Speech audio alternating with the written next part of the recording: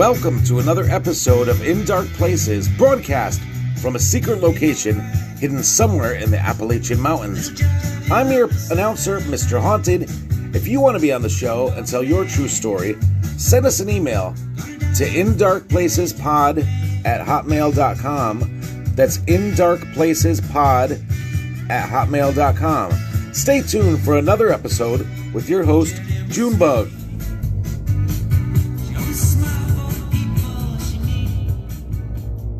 Welcome to a Month of Mothman in Dark Places. Thank you, Jimmy. This is the very first week out of 5 weeks that we'll be talking about the Mothman. Joining me on the first episode of A Month of Mothman is Steve Ward. Steve is the host of High Strangeness Factor on the Paranormal UK radio network. He co-authored the book High Strangeness with Mark Randall. He has been investigating UFOs, the Mothman, and all matters of the unexplained for the better part of 50 years. I'm honored to welcome Mr. Steve Ward to the show. Hello, Steve. How are you today? Hey, I'm doing really good. Thanks for having me on the show. Yeah, this is going to be great. I'm really looking forward to it. Been fascinated with the Mothman since the movie came out in 2002. I was always into aliens and UFOs and stuff, but somehow the Mothman story just escaped me, and I found out about it in 2002 and just been hooked on it ever since. I went to the festival for the first time in 2010, I think it was. I've talked to other people that were alerted to the Mothman with the film, and it's one of those things where the Mothman's kind of a paradox. People don't know whether he's a flesh and blood or some kind of an apparition. So maybe he falls through the cracks. I don't know, but I go. I think I'm a little bit older than you are. I've got maybe a few decades on you, and see when I was in junior high, I grew up in around the Detroit area. And in Michigan, March of 1966, we had the wave of UFO sightings. It was quite a UFO flap, and a lot of really credible people were seeing these things, police officers and so forth. And towns like Ann Arbor, Dexter, Hillsdale, they were seeing these. And there was Frank Manor's farm in Dexter. There was a landing there. And he was a farmer. He was very credible. Project Blue Book got involved with it. Dr. J. Allen Hynek, when he was still attached to Blue Book, came there to check it out. And, of course, that is where the infamous phrase, or word, if you will, swamp gas, appeared, because Hynek was doing, now at this time period, he was still attached to the Air Force. He still had to walk a fine line because he'd begun to believe that there was a lot of credibility to this, when originally he was a skeptic and kind of a debunker. But so he suggested that some of the sightings in Hillsdale might be due to swamp gas. Well, that's all the news media needed, was the answer to the UFO mystery was swamp gas. So they could run back to their phones, phone the story in, but way before the internet, and that was it. But so, I was, of course, I was in junior high. I didn't have access to a vehicle. I couldn't play UFO investigator, but, this stuff was on the news all the time and in the newspapers. So it was pretty fascinating. But then just a few months later, in November, was the first major Mothman sighting, before they were even calling him Mothman. And, the two couples, the Scarberries and the Mallets, were chased down Route 62, different route. When they saw this winged humanoid creature with red glowing eyes in the old by the old North Power Plant in what they called the TNT area. We'll talk about that in a minute. But that hit the wire services. That went all over the world. And I thought, wow. So in a sense, I've been kind of following the Mothman ever since. It was a little bit later. I mean, the Batman TV show was on at the time. The really kind of a campy, satirical, with Adam West and the over the top humor. And so they believe some creative copy editor who, and we don't know what his name is, dubbed this thing Mothman. It's kind of a play on Batman. So, and the irony, of course, as you know, as being somebody that has looked into this, this thing didn't look like a moth at all, you know. So, and even the this majestic statue that you can go down into the heart of Point Pleasant, near the Mothman Museum, and right by the riverfront there, is a very stylized representation of the Mothman. And we've all seen, dozens and dozens of illustrations and representations of whatever this was that that are pretty fanciful. But so that's I've been and I started I discovered John Keel early on. In fact, I even saw John Keel on one of these old syndicated shows out of New York. The old TV sets that had UHF. Where you could get the channels like, I don't know, 50 and 62 and all that. You had to tune them in. Well, they would care. One of them was, I think, channel 50 in Detroit. And they would get all these really cool syndicated TV shows like Les Crane and the first shock jock, Joe Pine. Well, there was a guy, a very kind of a refined guy with a beard, smoking a cigar, called Alan Burke, and he had Ivan Sanderson on one time. Now, Ivan Sanderson, of course, was a friend and colleague of John Keel. He's the one that's probably most known for writing The Abominable Snowman, Legend Come to Life. He's also written some fantastic books on UFOs, and he's mentioned extensively in the Mothman prophecies. Well, he was the guest talking about the Bermuda Triangle. But like even nowadays, how they have these talk shows, and some people from the audience can go up and talk in a microphone to everybody. Well, John Keel goes up, a young, slim John Keel in his dark suit, his beard, a little bit balding a little bit, and he's talking. It was about this subject at hand, about disappearing ships and planes in the Bermuda Triangle. But I thought, that's really cool. A friend of mine actually met him, but that's another fun story. So I never got to meet John Keel. As you know, he went to the 2003 Mothman Festival, and we'll be talking. Well, you're part of the Mothman Festival, and so am I, so we'll definitely be talking about that. But he was there in 2003 when they unveiled the Mothman statue. It had the cover on it. I remember seeing a segment on CBS Sunday Morning with Bill Geist, how he would do that as kind of a fun puff piece at the end. Well, he's there covering the Mothman Festival and talking, and, to some, you get little sound bites of some of the original witnesses.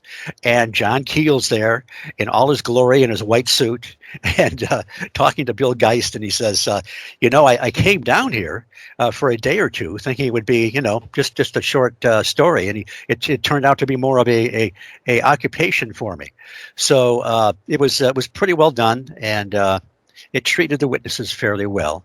So I guess I started. I guess maybe I'm rambling a bit, but the point is that John Keel didn't get the Mothman Prophecies book out till about a decade after the events. But in the meantime, he did write some articles, like in Flying Saucer Review, the great British UFO publication that started in '55. And Saga Magazine and a few others. So there were places where he did talk about the Mothman, but it wasn't until the mid-'70s, 75, 76, that he finally, and man, I know it didn't sell well in the beginning, but I was the guy that was waiting breathlessly for that book, man. And I was haunting bookstores waiting, and I actually bought it in hardcover with a dust jacket right off the shelves. Man, I couldn't wait to get into that. And then a year later, I, you know how you read a book and you want to see what the area looks like. I went down to Point Pleasant because I had to see the area. And man, I wish I had taken more photos at the time, because I don't remember much of it. But I did find that the old North Power Plant was still standing there. It wasn't demolished until the 90s. And so I stayed at the Low Hotel. I drove into town. I was staying with some friends in Buffalo the weekend before, and I got an extra day off work. I thought I'm gonna explore Point Pleasant, at least for a morning. And so I got there late Sunday night, and I found the Low Hotel by happenstance, and then the next morning I had a map of the TNT area. I'm not sure where I got it, but a friend of mine had been down there some time before. And I went out there, and this is before the farm museum was set up there. They've got this great farm museum where they've restored a bunch of old buildings, and across there is where the old North Power Plant used to stand, and that's where the Scarberries and the Mallets first saw this whatever it was. And so I walked out there. I had my 35 millimeter camera, and I see this guy in a hard hat and coveralls walking toward me that met me halfway. And he asked me, what are you doing here? And I said, well, I was trying to sound cool. Like, I didn't say Mothman because they called it the bird. So I said, well, I'd heard 10 years before about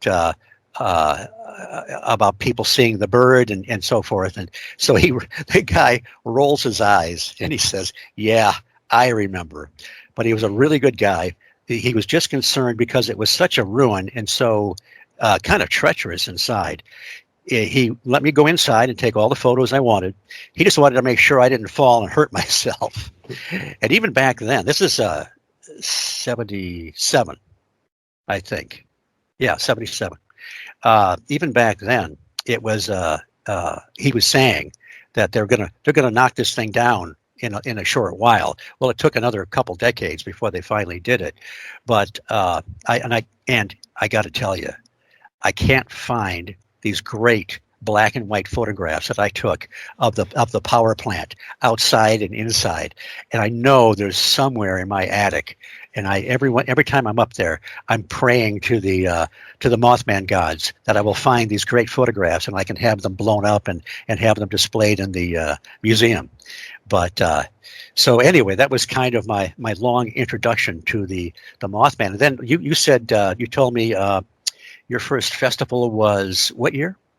It was either 2010 or 2012. My son was born in 2010. I think I went that first year he was born just to kind of get away from him crying and stuff. I think my parents would have done the same thing. My dad told me that when I was born that they didn't know what I looked like for the first 6 months because my mouth was open all the time crying. But that was a running joke. But my first festival was 2006. And I happened to, Fate magazine, which is still being published, thank God, that great digest-sized publication that's been around since, I think, maybe the late 40s, but certainly through the 50s. They would have this a list of the conferences coming up. And I saw Mothman Festival. So I told my wife, I said, I'd love to go to that.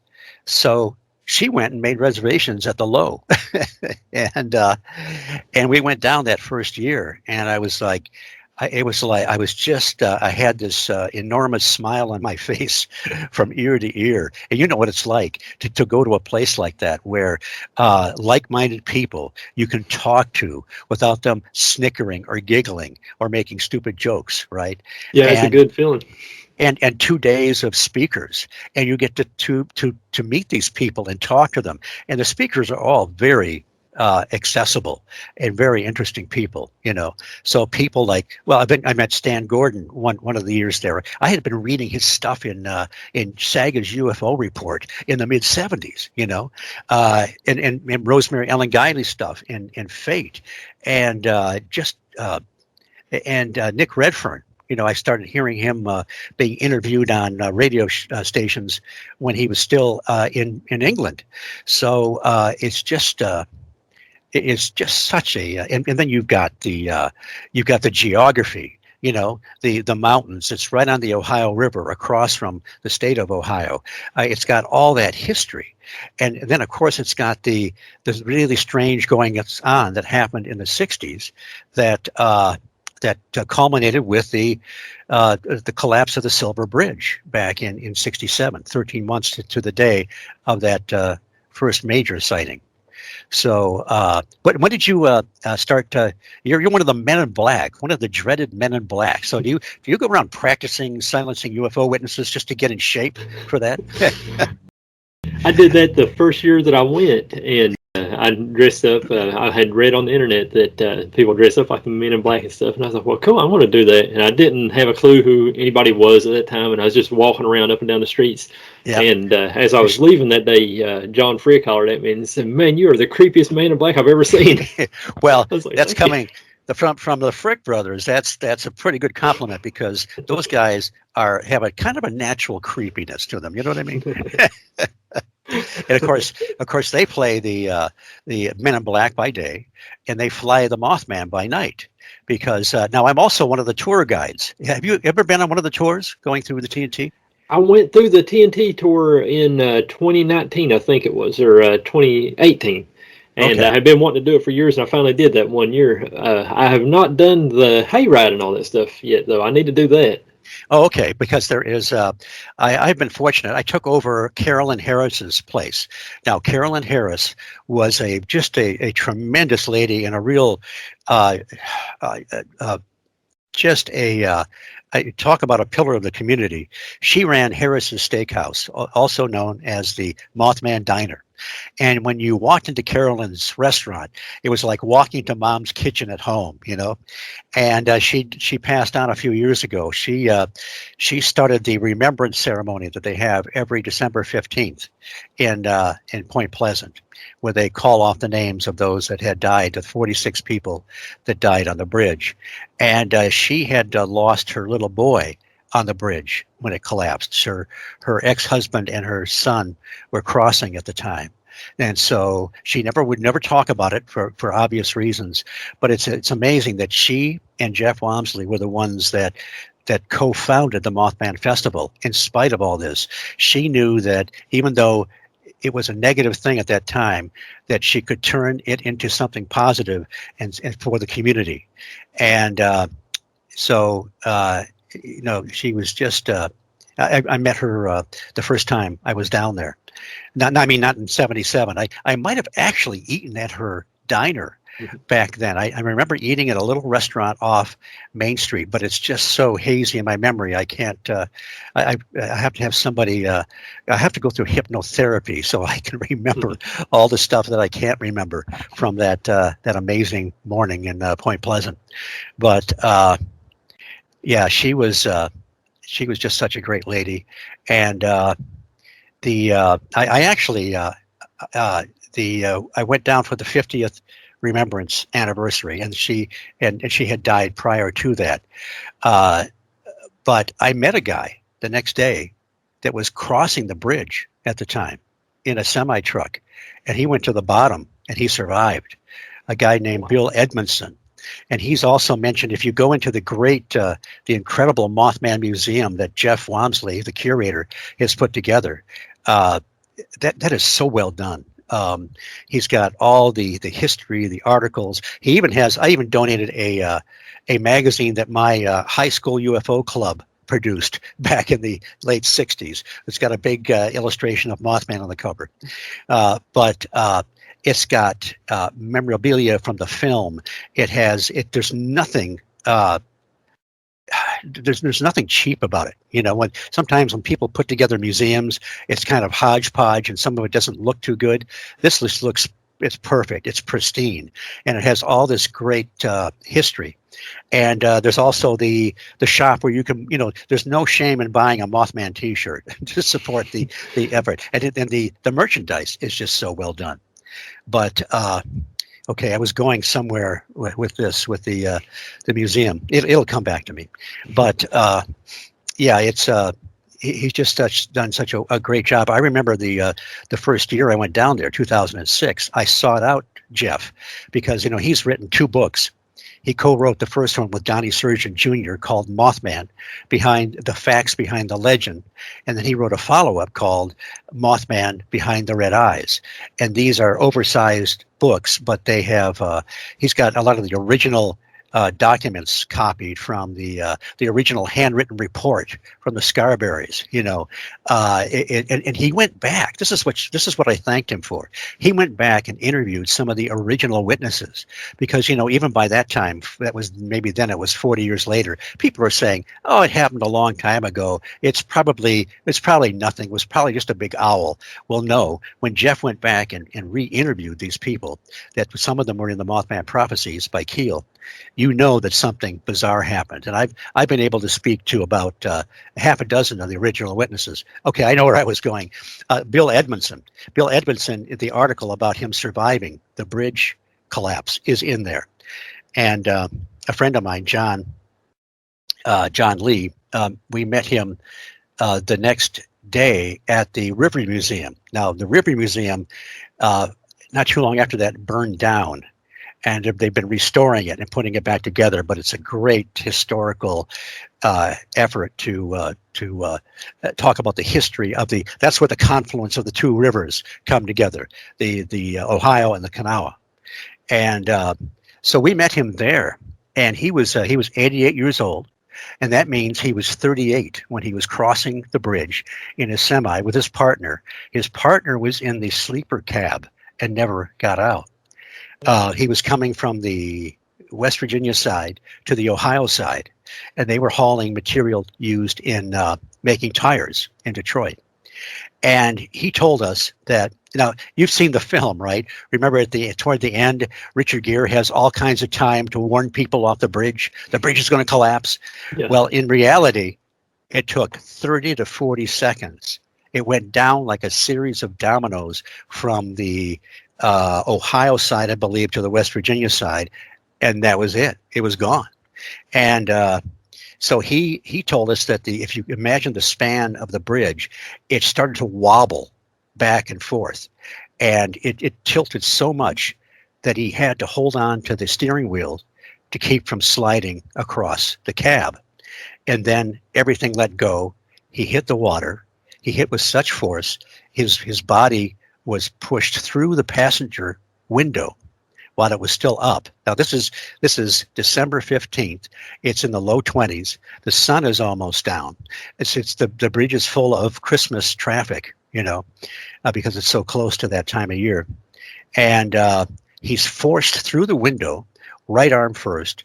His right arm is hurt. He showed us he still had a pin in it because it was damaged so badly.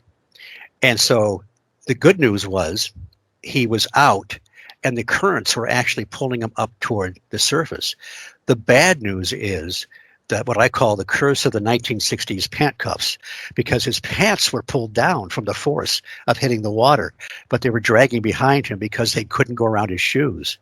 And he said debris from the truck, the bridge, or something caught his pants and started to pull him under again.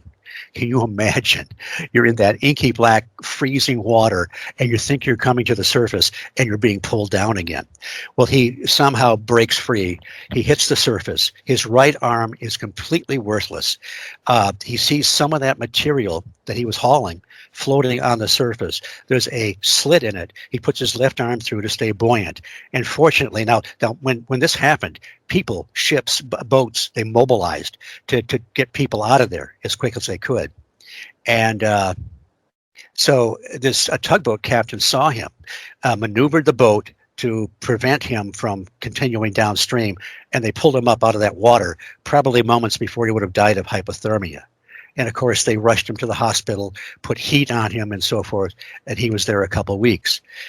But he came down that day to pay his respects to those that had perished. And, you could just see it in him that he, people like that wonder, why me? Why did I survive?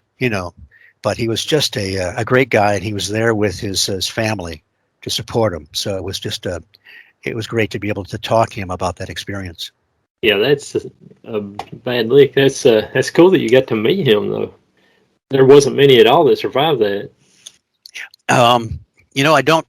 I'll have to check that. There's the Bridge Museum, or the River Museum rather, we're selling, and I'm sure the Mothman Museum does too, some great books on that. And I know you can Google it and find out, how many cars went down and how many people went down and how, the ones that, of course, we know the 46 that didn't come back, and they're all represented on the memorials there.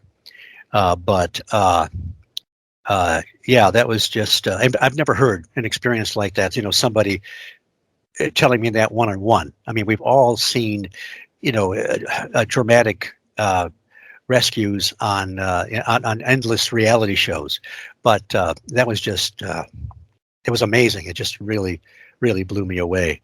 But I wanted to mention about going back to the hayride. There's three of us, and I like to kid because we're the three elites that give the only TNT tour and the only Mothman festival in the entire world. And of course, one of them is Jeff Wamsley. He has one card, and the other is a young lady named Brittany Sayre. And she was a Miss Mothman some years ago. They have a Miss Mothman festival. She's actually won several pageants and is very active in that community. And just a really great. I call her a great kid because I'm 68, so you guys are all kids, right? But she does one of the tours as well, and I do. So it's quite an honor to be one of those people that take you around on the. It's kind of like an old-fashioned hayride, only Jeff is the only cart that is kind of flat with the stacks of hay on it. Fortunately, mine has comfy seats on it, which is good. And we've Brittany and I have gotten smart, and we've gotten those little speaker things you can put on your belt. That are battery, you charge them up, they're battery powered so that people can hear you because, you're being pulled by a loud tractor and you're trying to project your voice back to everybody so they can hear you. And so that works out pretty good. But I have been instrumental in, like last year, I took a bunch of my old Halloween remnants that used to be out in my front yard, and they've been sitting up my attic for a while. So I thought, well, maybe I can display these in the TNT area. So to just add a little bit of a creepy ambience to the whole thing, you might see a giant creepy spider or a skeleton or something. But of course, there's a guaranteed flyover of the Mothman, engineered by it's a very ingenious kind of a retro. Seat of the pants engineering Mothman that you'll get guaranteed you'll see it at some point going through the TNT area. As you know, the TNT area is creepy as heck in the daytime without the Mothman, and at night it's really creepy. And you'll see people should go and check and look at the old photographs of the TNT area. That's where during World War II, they made dynamite and munitions for World War II, and they stored them. There's 100 of the old concrete, they call them bunkers or igloos, that they had them set up so that there was foliage growing all over them, so that if the enemy ever flew over, it would look just like terrain, like hilly terrain or whatever. And that's where they stored these munitions. And these things are still standing. Some of them have been sold to private efforts, but a lot of them you can go back in, and people have conducted EVP sessions there, and they claim to see shadow people and all that sort of thing. Mothman doesn't seem to show up much anymore, but he had his heyday, I think. So he's probably in retirement. Yeah, at least I imagine he is. But so that's that's a really, and you can go back there. There's a lot of areas you can explore during the day or night of that area. But so there's just a certain when we start out on the hayride, if you look across the road, you'll see the area where the old power plant used to be, and then they take you in and take you kind of a loop, and there's been different things set up there over the years. Jeff has a couple guys in ghillie suits kind of hiding in the shadows, and they'll jump on the ride and give you a good thrill. One year they had they don't have it anymore, but they had this, they took the umbrella things they use for the tables out in your backyard to keep the sun off. Well, they took 2 of those, pretty good sized ones, spray painted them silver so they looked like a UFO. They put another smaller one on top to make it look like a dome. There was an opening in the bottom where they had a smoke machine in there, so it looked like smoke and vapor was coming out. And then they had some flashing lights to go around it. And when it got dark, it really looked like you had some kind of a UFO. And they had a guy off to the side with a rope so he could kind of lower it, and raise it up really slowly. It looked really good, except in the daylight, you could see the man behind the curtain, so to speak. But unfortunately, that's no longer there. But there's always something there to kind of entertain you. But like I say, you don't really need anything in the TNT area. It's got its own I don't know, ambience, its own sort of feeling. Yeah, it's a creepy place in there. Yeah. I've got to really do the hayride this year. That's probably like the one thing I've never done of all the years I've been going. So I need to. Well, that's one thing we should tell people, that the moment you hit the festival that Saturday morning, find out where there's a little booth there where you can. That's the only thing you have to pay for. They're about $5 for the tickets, but they will sell out because they have to. They go kind of late into the night, So there's a lot of people go through, but you'll definitely want to get there early and get your ticket, because if you wait too late, you won't be able to take the ride that year. Yeah, it goes fast. There's a big crowd there. I think 2016, I think it was, like their biggest crowd ever. There's like 20,000 people there or something. I don't know. I've heard. I think maybe closer to 12, 14,000, but still, it's all the way up and down Main Street. One year it got really crowded, but they got what Jeff did was he extended the basic festival part much further down Main Street. So you have everything there. You have food. You have the what do they call that? The skyline thing. You can. Oh yeah, the zip line. I forget what the proper name is, but you can slide. I've never been on it. They've got bouncy things for the kids. They've got everything. They even have a replica, a full size replica of the Stay Puft Marshmallow Man from Ghostbusters. Plus, there's always a bunch of guys dressed up in the Ghostbusters uniform with their oh come on, don't cross the streams, the proton packs. But if you look at the cross street there of Main Street, which parallels, which is on the side of the museum, and then is where the Mothman statue stands. That's where most of the booths are, the tables of the speakers that are there. That's where you'll find them, and a lot of there's T-shirts, there's artwork, there's books. It's absolute heaven for people like you and I that really appreciate this stuff and really have delved into these mysteries over the years. Yeah, other people just don't get it. It's just a real cool atmosphere. I remember when I first met Stan Gordon in 2013 there. Went back to work the next day. I met Stan Gordon. Everybody's like, "Who?" I'm like, "Come on, man, it's Stan Gordon." I know. That's you're a geek when you brag on the Mothman Festival and people look at you like you're crazy. So what can you do? But yeah, it's such a good time, and we usually a group of us get together on Friday, and a lot of times we'll meet at the Village Pizza in town there. And Village Pizza used to be Tiny's Restaurant.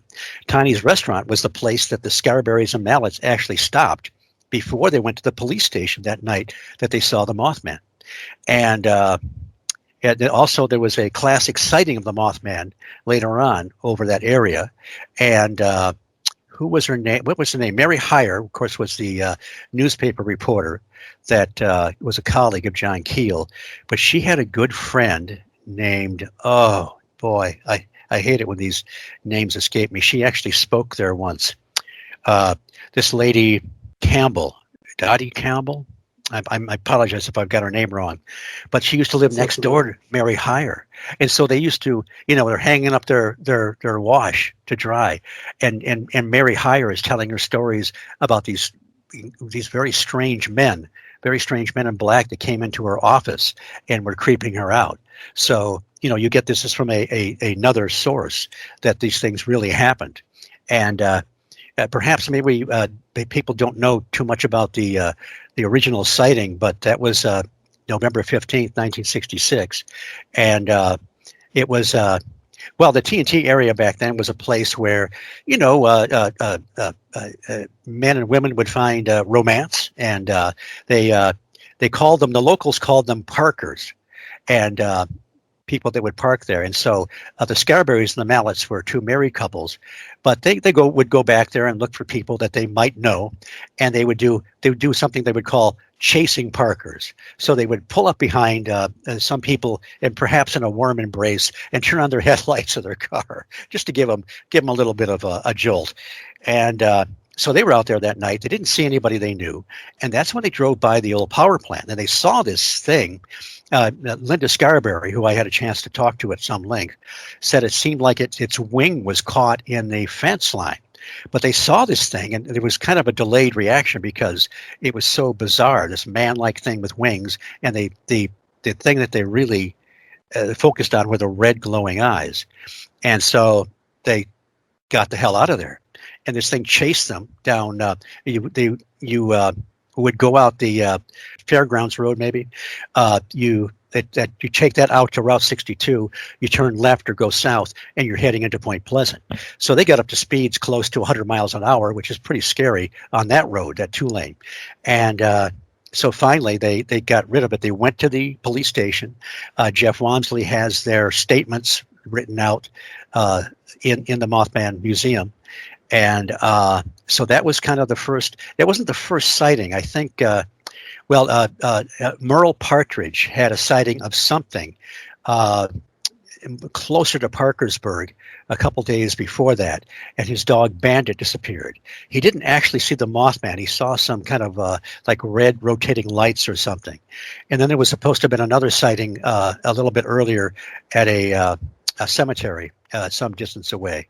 But this is the one that really set it off. And then over a period of about a year, John Keel, he first came down into the area. He heard a little bit about something from Gray Barker, who was a big UFO researcher in Clarksburg. And he, if you read the Mothman prophecies, I think you'll find out that Keel was first attracted to the area because some kid was supposed to have had a cat named, get ready, Thomas, all right, that had wings. And this kid had it in his shoebox or whatever, or some kind of a box, and he would charging people 10 cents to take a peek at Thomas with these wings. Well, unfortunately, eventually the wings kind of faded away, or there was just a couple little bumps of gristle on this thing's back, and there was some dispute. Some other woman said that Thomas wasn't his name at all; it was something else, and that was her cat. So anyway, Keel thought it would be a nice little human interest thing. Then he finds out about this winged creature from Gray Barker, and John Keel the story is told in the Mothman Prophecies, which is another interesting story. The book, how it came about itself. He was invited into the homes of several of these people. He first met Mary Hyre there. He heard the witnesses tell their story firsthand, and so he was very impressed by that.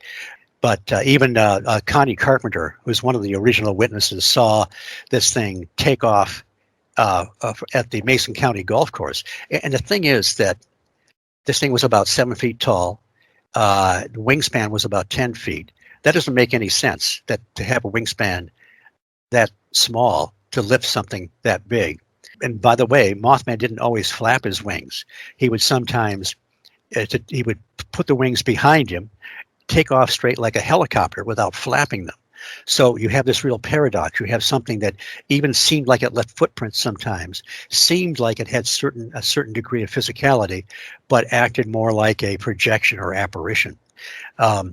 But the book, The Mothman Prophecies, Keel had kind of lost interest in it by the time his editor said it's time to put together a book on the Mothman. So he said he pulled out his tattered briefcase and he put together a bunch of articles. And this story is told, by the way, by Brent Raines. Brent Raines wrote a book called John Keel, The Man, the Myths, and the Mysteries. He spoke at the festival a couple of years back. And this is really a great book. And he knew, he never met Keel, but he corresponded with him and had many conversations with him on the phone. And he said that, Keel told him that the editors, well, the editors did some tampering. There's some, Keel is credited with some of the mistakes in the book, and there are some errors. But I think that he had a long conversation with John and Tim Frick, and they found out that he had been plagued with editors messing up his stuff for a long time. But they also cut out half the manuscript of the Mothman Prophecies. Now, some of that survives in his next book called The Eighth Tower. So about 2/3 of The Eighth Tower is material originally intended for the Mothman Prophecies. So, and the other thing was that I was surprised about, the film, The Mothman Prophecies, gets some of the essence, some of the truths of the book, but they update it more, it's more contemporary, and they had to leave out a lot. And the first time I saw it, I was a little disappointed because I wanted more of the essence of the book. But Keel told Art Bell when he was on, he said he liked the movie. He said the one thing that they really zeroed in on was the paranoia I felt at the time. And if you recall, one of the chapters in the book, The Mothman Prophecies, is paranoiacs are made, not born. But yeah, he really felt that. But the other thing was, if there's the Small Town Monsters people that did Seth Breedlove. He did the Mothman of Point Pleasant, and he also did the follow-up, The Mothman Legacy. And I'm one of the talking heads in there, by the way. I'm my road to stardom, I guess. But Richard Haddam is also in there. He's the screenwriter for the Mothman Prophecies, and it's really interesting to get into his head and what he was trying to do. Well, Brent Raines talks about how excited John Keel was when the people that finally did do the Mothman Prophecies, when he read that screenplay, he was actually giddy because he said he was telling a friend of his that they have finally gotten some of the basic truths right. And because he was really disappointed with some of the earlier attempts at trying to turn his book into a movie.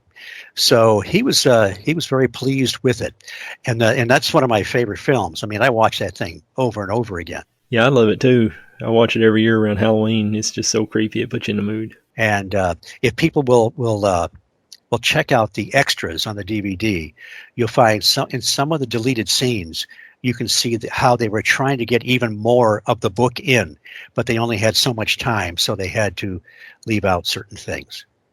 But yeah, so it's the whole thing is and John Keel, I can't. John Keel advanced the field of the paranormal and the unexplained by at least a century. There are several anthologies out of his various articles over the years, and the book that really, I don't know if have you read Operation Trojan Horse? No, I've not read that one. Okay, that one came out about 1970, about 5 years before the Mothman Prophecies. And that's where he pulls everything together.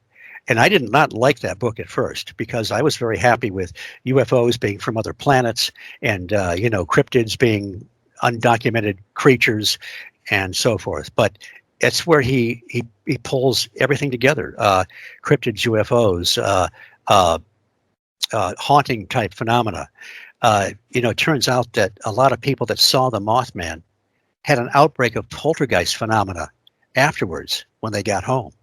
So there's a lot going on there that we don't understand about the whole thing. But yeah, John Keel is somebody worth pursuing, and he had let me give you an example. One of his catchphrases was "Ask the contactee what they had for breakfast." Well, he didn't literally mean if they had sugar frosted flakes or scrambled eggs. He meant find out this this person that's had an experience, find out all about them, because he found that someone that has seen a UFO or seen a Bigfoot or whatever, they oftentimes were people that had experiences all their life. They had electronic interference in their house, haunting phenomena in their house, strange visitors, strange phone calls. And I do that now when I talk to people that have had missing time or whatever. You find out that they've had, if you're just focused on aliens, you're not going to ask all the right questions. You're not going to find out all the stuff that has occurred to them. So there's just so much he has done for this field. And there's still a lot of people that dismiss him. And they don't like the message, so they want to dismiss the messenger. But yes, definitely worth pursuing. And nowadays, there's so much of his stuff is finally in print. There was a time when I think Mothman Prophecy stayed in print, but so much of his stuff had been lost. And you might find one of his old books like Trojan Horse or whatever for several $100s online. But now you can get just about anything by Keel. Definitely worth checking out. I've only read the Mothman Prophecies. I need to go check out his other work. Oh, heck. The Strange Creatures from Time and Space, which was retitled The Guide to Mysterious Beings. That's where he first talks about window areas, when he's trying to come to grips with why these things sort of pop in and pop out, and why do things congregate in a certain area, UFOs, Bigfoot, and other things. His first book, called Jadoo, is when he had been in the he's such an interesting guy. He was in the armed services in Korea, and he was a radio guy. He would produce radio programs for them, and he produced one where he was in Frankfurt, Germany, and they did one about Frankenstein's castle, and they made it sound like the people broadcasting there had been attacked by the monster. And I guess some of the MPs came up there to make sure everything was all right. Some of the locals, it was like Orson Welles' War of the Worlds broadcast, where a lot of people thought it was real. But he went and he traveled through Egypt, Tibet, and just had phenomenal experiences covered in Jadoo. The Eighth Tower, follow-up to the Mothman Prophecies, is definitely worth reading. And then just these, there are many, many anthologies out there about, with his articles from, just from the, I think even from the 50s, but 60s, 70s, 80s. And the only thing I would hesitate, in some of these, there are editorial comments that you don't really need to annotate or editorialize for Keel. So I would just be very cautious about believing some of the, you can make your own decision, but I think some of them are unfortunate. But it is just, and a lot of these are on Audible as well. So it's really, definitely. I'm going to check with you at the Mothman Festival and make sure you've read some more Keel. So get cracking, buddy. Yeah, I've definitely got to get the Eighth Tower. That'd be great. Yes. Oh, yeah, definitely. He really was a pioneer, like you said. Nobody else in those days would do anything like that. Right, because so many of us were stuck in different areas, Bigfoot, UFOs, and sometimes, back in the old days when I would get my Fate magazine, I would cut out the UFO article. I didn't want the rest of it. I didn't care about ghosts. That's crap. It's nonsense. And he really. He was just a really innovative thinker in so many ways, and thank God that his stuff is available. I'm kicking myself for not going that year whenever he had the unveiling of the statue and everything. Well, I'd love to. I wish. There. Oh God, yes. Let me tell you one story that a buddy of mine went to the. This is 1967, right, in New York City. James Mosley, which was the editor of Saucer News, which was a big publication back in those days. He ran a convention called the Congress of Scientific Ufologists. It was at the Commodore Hotel in 1967 and in New York City. And he had John Keel was there, Gray Barker, I was supposed to go, but it didn't work out. My buddy Kevin, his mom took him. We were in junior high, right? And I guess my parents didn't want me running around New York City, and Kevin's mom have to look out after me. But I was. But anyway, Kevin met all these people, and then the following year he went back to the next one. And they found out where John Keel lived in his apartment. So he and a buddy of his went cold and knocked on the door. And Keel let him in, was very gracious. Keel, get this, was in his pajamas. He was sitting cross-legged on the floor. He's surrounded by hundreds of UFO newspaper clippings. And this must have been, you see, there was a time when he was supposed to have... he was researching an article on UFOs that he was going to write for Playboy, but the article never materialized. I think maybe Andy Coleman has republished some of that stuff in one of the anthologies, but I'm sure that a lot of that research became part of Trojan Horse, Operation Trojan Horse. So they were there for about an hour and a half.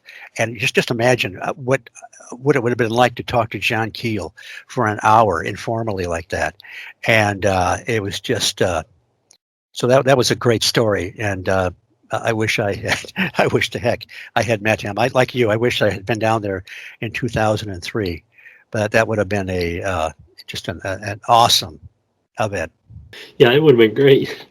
He would tie a lot of the stories into like the trickster aspect of it, the whole intercode and everything. Yes. Well, there does seem to be. He talked a lot about. He wasn't convinced that these things were extraterrestrial, although he left the door open for some of that later on. But he thought that a lot of these things were a natural condition of the planet. And he used the term ultra-terrestrial, which he actually borrowed from Ivan Sanderson. And Keel used it as a literary device. And it simply meant that whatever these entities or this energy or this whatever this force was, that it was probably something that was with us all the time. And a lot of these manifestations, he said he didn't care whether somebody saw a UFO with a dome or how many windows or nuts and bolts it had, or what the creature looked like.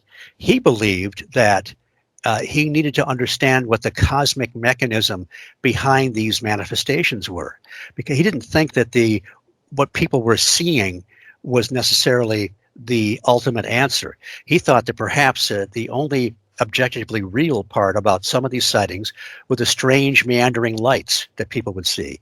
And he thought perhaps people were being programmed. They would see the light. Some would see a hairy biped wander into the woods. Others would see a giant craft overhead or whatever. And he was more interested with the effects on the people, dreams and so forth. And again, people were having, I talked to a lady from New Hampshire that contacted me a few years ago. She and her husband had missing time. They saw these strange lights coming toward them early one morning. Then all of a sudden, they're not standing next to each other on the porch anymore. They look up and they see this giant black triangle so low it's brushing the tops of the trees in their backyard. And a little bit later, then they what so many people do, they thought, well, that's interesting, and then turned around and went back to bed.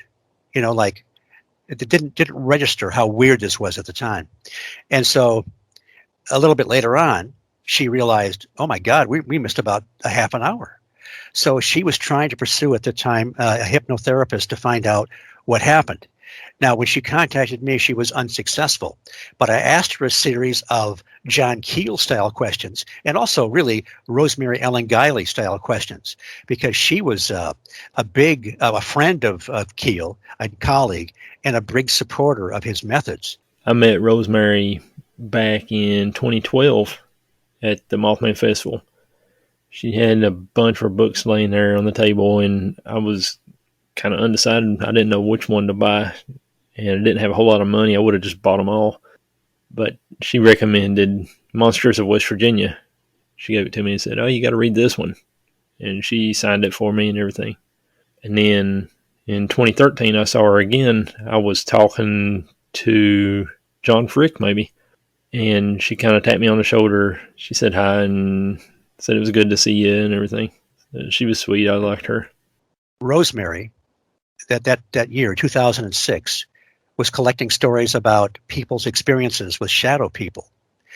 The next year, when she gave her talk on Mothman, we found out that a significant percentage of people that were having that experience of the apparition or whatever those things are, a significant percentage were also having classic alien abduction experiences. People that were seeing shadow people. Who would have made the connection? So I asked this lady a whole series of questions, and to make a long story short, they were experiencing haunting phenomena in the house. She saw a shadow person. Both her sons were experiencing orb-type phenomena in and outside the house. They were having electronic interference. And then I asked her, I said, this is going to sound like a weird question, but have you ever seen anything like a Bigfoot or some kind of a animal that you couldn't identify, knowing that people that see UFOs also have that kind of experience? And she said, no. And then she said, well, wait a minute. My mother-in-law and sister-in-law saw something strange near the property. And whatever this thing was seen a couple times. They described it as something looking like a Black Panther, but standing on two legs. Okay. So anyway, if the point is, if I was that kid back in the 1960s in that high school UFO club, I would have said, oh, wow, cool, missing time. I hope you get to find out what the aliens did to you, and would have never known to ask any of the other questions. But people like Keel and Guiley laid the foundation for us, and many others have followed in that footsteps. There's a lot of Jacques Vallée is another great researcher, and they knew each other. And Brent Raines told me that Keel would say that, how did he put it? Jacques Vallée would, he was implying that Jacques Vallée was influenced by, that he was writing Jacques Vallée's script or something like that. He said it tongue in cheek. But actually, if you look at Jacques Vallée's journey, he started out, his first two books were, Challenge to Science and Anatomy of a Phenomenon. And he was very nuts and bolts at that time. But then his third book, Passport to Magonia, which, by the way, you have got to read, that he writes in the beginning, he says, this is not a scientific book. And he makes the comparisons to various traditions of folklore and some modern day UFO experiences. For example, we're all familiar with missing time. Well, in the old days, when people had an experience with the fairies or the elementals, they would also have missing time. They would have this time distortion. They thought the little boy would thought that he was playing a ball with showing these golden balls back and forth with the little people, and he thought it was just maybe an hour, but he was gone all day. But instead of being taken away to that, I like to say, unscheduled medical examination with no copay and no deductible, usually with the fairies, they would talk about, an underground kingdom or a cavern or something like that, or just the land of the little people. And of course, some UFO people, abductees, claim they were taken to an underground base, but there's much more to that. And Vallée quotes the work of Evans Wentz. Evans Wentz, I know I'm giving you guys a bunch of names, but you know how when you get into the stuff, one thing keeps leading to another. There's layers and layers of it. But it really does. There was a man named Evans Wentz around 1911, published a book called The Fairy Faith in Celtic Countries, which you can get a hold of. And he went out there and interviewed people one-on-one, like you and I might do today, asking people about their UFO or Bigfoot experience. So this were not stories that were handed down from a great uncle about an encounter with a leprechaun or something like that. These were allegedly real experiences that people had with these entities, whatever you want to call them. So, some of Vallée and Keel's work paralleled. There's a lot of great authors. I had Joshua Cutchin on my show not too long ago, and he and Tim Renner have written a 2-volume book called Where the Footsteps End. And it's all about the stranger aspects of Bigfoot, because some very credible researchers have been out in the middle of nowhere and they found Bigfoot footprints that just all of a sudden stop. And it's not, people say, oh, well, the Bigfoot, he walked backwards in his footprints to fool people, but this is in the middle of nowhere where nobody's going to happen onto this. There's no reason for Mr. Bigfoot to try and fool the researcher. So, but there's many, and Stan Gordon, his book was called Silent Invasion. He's got 2 other ones, but Silent Invasion documents the bizarre stuff that went on in 1973 and 74 in Southwest Pennsylvania. Some just incredibly weird Bigfoot reports. If Bigfoot isn't strange enough by itself, in conjunction with a lot of strange lights in the sky and phenomena that all seem to congregate in that 1 or 2 year period. So there's a lot of really, really great researchers out there. But when you talk to them, you find out that many of them were influenced by John Keel. I really liked in Mothman Prophecies where he would talk about the UFO sightings, and he would have the exact addresses where he would stay. Like on Wednesday nights, he would watch this UFO, and it had the address. And I always want to go check those places out and just stop and say that I went there. Sometimes he was very tricky. He was vague because he knew that people like you and I, especially as a younger man, would go out there. But the problem was that some people would go out and pester the witness, and they might show their laminated UFO club card from God knows where, and not know what they're doing. But because I tried to, it's funny you mentioned that, because when I went down there that time in 1977, I was trying to find 5 Mile Creek Road, which is the road he mentions that he and Mary Heyer would go out and sit on that hill at night and watch the strange lights go over. Well, John and Tim Frick found out where that actually was. And I'm not going to give the exact location, but if you go, you have to go down Highway 2 down to Gallipolis Ferry, which is still in West Virginia, not to be confused with Gallipolis across in Ohio.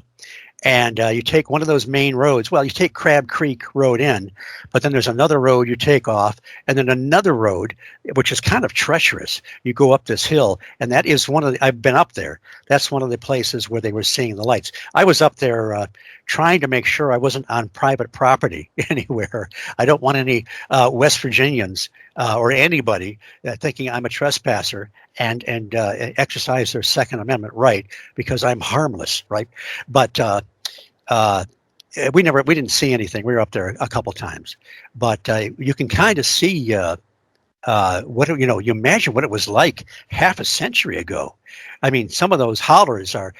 By the way, I'll have to tell you, my first time down there in 2006.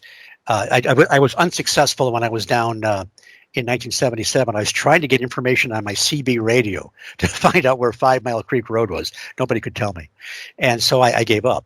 So when I asked Jeff Walmsley and another guy about where that road was, and they said, well, they changed some of the names down there, and they got me in the ballpark.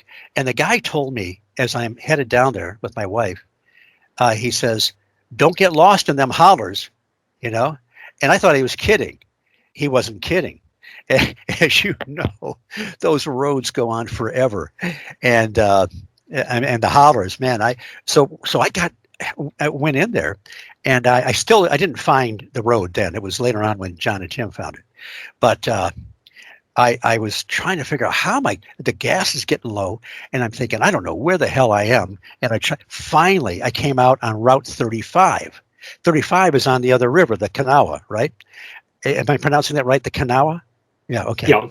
Okay. And nothing worse than somebody that's non-local murdering the local pronunciations, But it was funny because when I came down, I came in off of Highway 2, so the river was on my right. So I come out on 35, and the river it was on my right.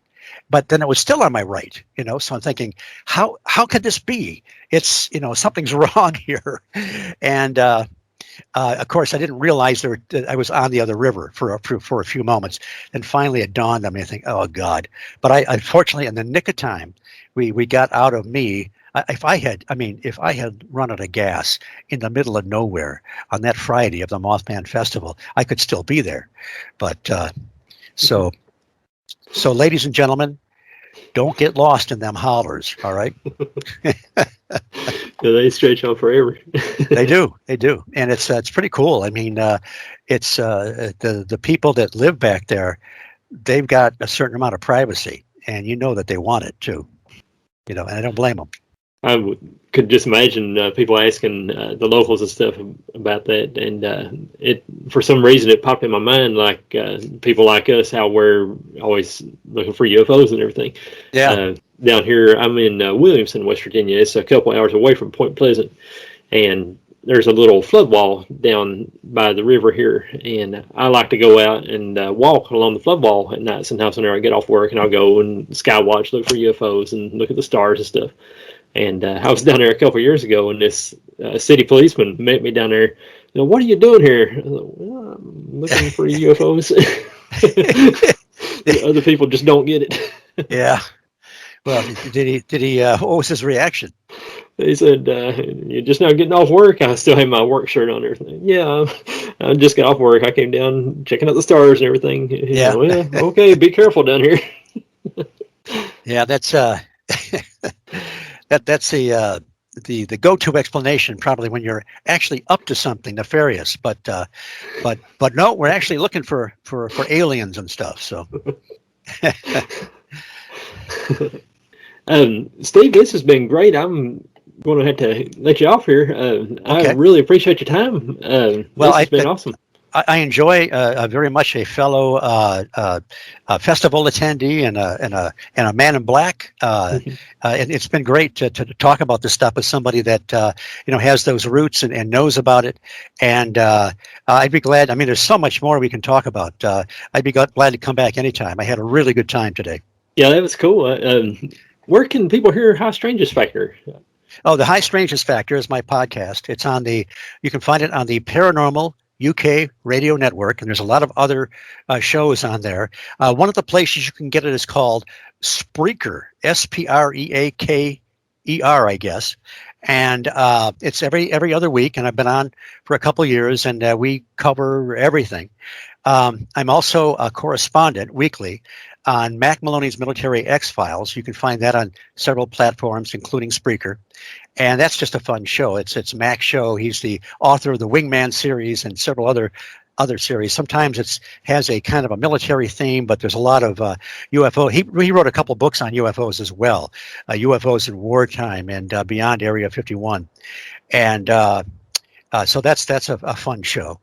And like I say, you can find me in the Mothman Legacy. Seth Breedlove and the Small Town Monsters people always put together a great. I was very honored to be in it and to be part of a good production like that. Yeah. So, and you can find me. Work. Yes, and you can find me if you type in Steve Ward on Facebook, and then type in Battle Creek, as in Battle Creek, Michigan. You'll probably find me. You'll find me in the midst of all the other Steve Wards that aren't nearly as interesting as I am. He said tongue in cheek. When I was looking to see what books you had written and stuff, I looked on Amazon. There was one like a financial advisor, Steve Ward, and I was like, "Oh yes, I don't know." Mark Randall did a book called High Strangeness, where he did the artwork. He's a graphic artist, and and he asked me to write a few of the pieces in there. I wrote the John Keel one and the one on the Man in Black and so forth, and so that's out there. I'm also unfortunately we lost Timothy Green Beckley about a month ago, and he had this great publishing empire. He was very much like a Gray Barker in the modern day, and he wrote a book. He edited a book called Weird Winged Wonders with a lot of great researchers in there, like Brad Steiger and Scott Corrales. I have a chapter in there on the Mothman. So, that's You can still find that, I think, but I don't know how long that'll be available. So, and like I told you earlier, sometime keep your eyes open in the next decade. I should have a book out, hopefully. Yeah, it's been awesome. I really appreciate you. Sounds good. And again, thanks for having me. This was a blast. I want to thank Steve Ward for stopping by and helping me to kick off the Month of Mothman.